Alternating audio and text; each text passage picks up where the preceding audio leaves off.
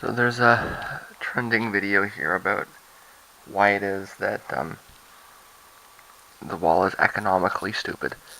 And, I want to push back a bit with this a little bit.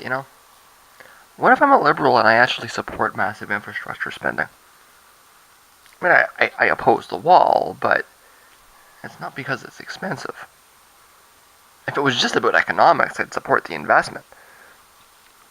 I'm in favor of a bridge to nowhere too while we're at it. I'm not joking. Wait. Why don't you build the wall and then build bridges over it? That would pump billions into the local economy. It would create loads of jobs. In fact, it would probably actually solve the problem. See, that's the irony, right? If you spent enough on infrastructure in the region to lift the economy up, no one would care about migrants anymore. There's a Dead Kennedy song here that explains why you should oppose the wall. And there's a PBS. It's a link to an excerpt from a Howard Zinn film about the value.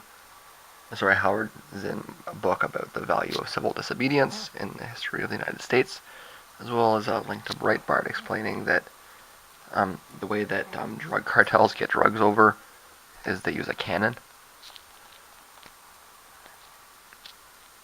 You can always lift the cannon a little bit higher. You don't even have to build a bigger cannon. You just have to angle it slightly differently. The wall fiasco is actually a great example of what leftists mean when we say that American democracy is a choice between the extreme right and the insane right.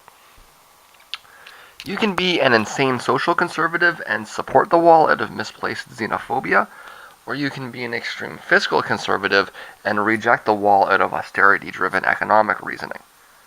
Both positions are morally bankrupt and intellectually specious. Somebody on the economic left would actually see the wall as stimulus spending, okay?